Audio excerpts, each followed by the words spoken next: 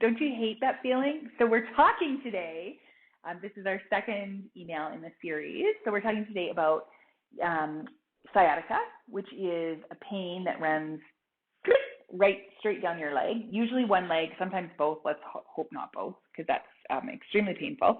And this will help for any lower back pain, or even like, although your SI joint is really stable, it can cause a little bit of pain, or people think it causes pain.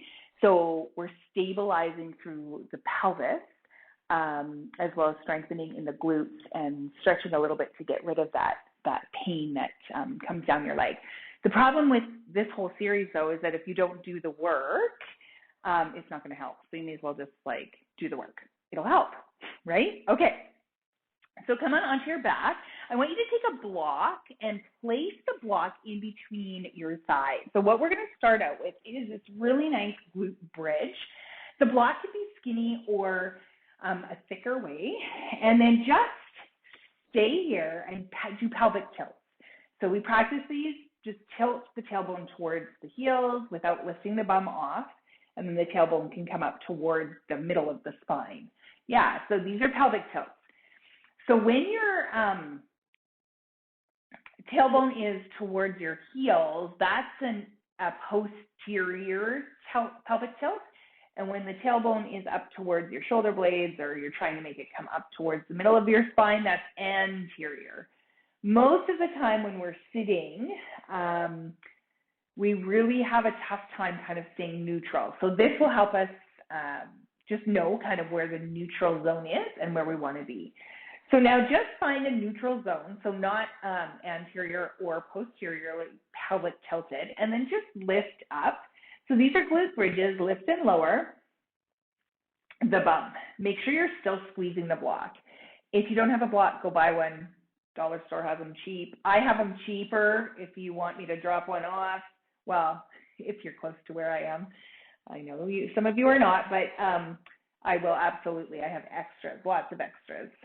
Good. So just lifting and lowering. Nice. You can keep your fingers touching those bony frontal hip points. And then think about drawing in the lower abdominals. So we're going to stay here for 8 more lifts and lowers. And you can do this daily. This is so great for getting those glutes to start working.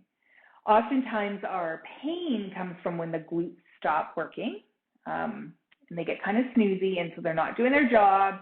So the hamstrings are overworked, the low back is overworked, the neck is overworked. It's all overworked. Good. 2 more, lifting and lowering. And then when you lower down, see if you can lower the middle of the spine and then the sacrum. So those are spinal articulation glute bridges. We'll try one more. So let's curve the tailbone so we're posterior tilting the pelvis, and then lift up that part. So the sacrum first and then the middle of the spine. And then you're going to lower the middle of the spine and then the sacrum. Good. So those glute bridges and the articulation of the spine are super important. All right. I'm going to get you to come over onto your hands and your knees. Take the block onto your lower back and try to place it more closely to the sacrum that we were just working on. So on your hands and your knees, if your wrists hurt, you can come onto your fists, okay? And then just lift the right knee up a tiny bit and then the left knee. We'll do about 8 of these. Now I want you to notice if your head is drooping.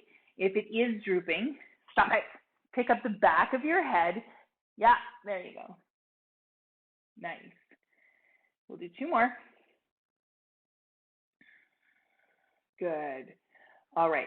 From here, you're going to keep take the block off. You're going to keep the left hand on the ground, the left knee on the ground, and just lengthen out that right leg. Let the left ear go towards the left shoulder and just reach up. All right, listen up. The right hand's going to come behind the head. The right elbow just moves towards the left elbow. Nothing else moves, and then we come up. So this might feel a little challenging for you. Just allow it to feel challenging. It shouldn't hurt. no hurting, but it should be opening up through that side body, which also really helps. Good. We'll do 2 more here.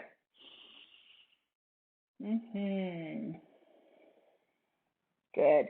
And then from there, you're coming back onto your hands and your knees, and you're just going to make sure your frontal hip points are facing the floor, and then you're going to lift the back leg up and lower. Lift it up and lower. Lift it up.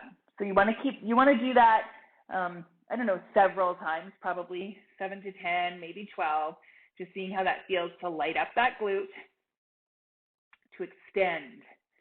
Good. We'll do 4 more together. Arms strong and straight. Remember, you can come on your fists if this hurts your wrists. You're not alone. Lots of times that happens. Good. Last one. Good. Put that right knee down. Come onto the right hand. The right knee, lift up. The left hand, let the right ear just relax. Take the left hand behind the head, and then we're going to rotate.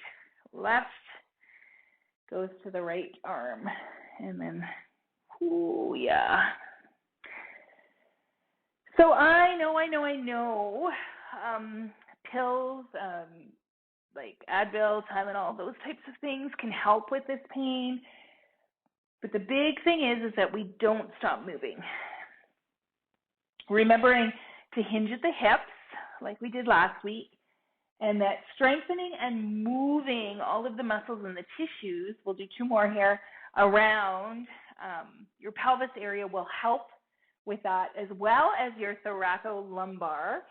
Okay, come onto your right knee and your hands, and then we're just lifting and lowering that left leg. So you notice I'm pulling my belly in, the back of my head, my shoulder blades are all in line. Yeah, so I know. I sometimes will prescribe rest, right? Like I'm like, nope, you need to rest. Keep going. You can do 4 more.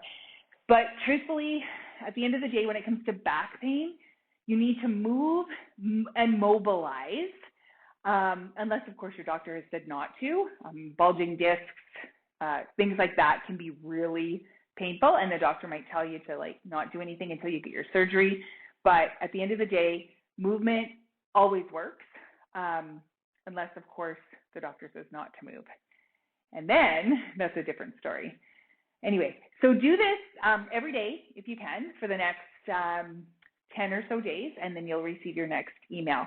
Don't forget to do the one from before as well, because week 1 is really integral. If you think about when you're bending, hinging is so important. So your butt goes back and you hinge and the belly cinches in, right? Instead of this kind of like moving from here. Ouch, ouch, ouch, ouch. Okay, have a great day.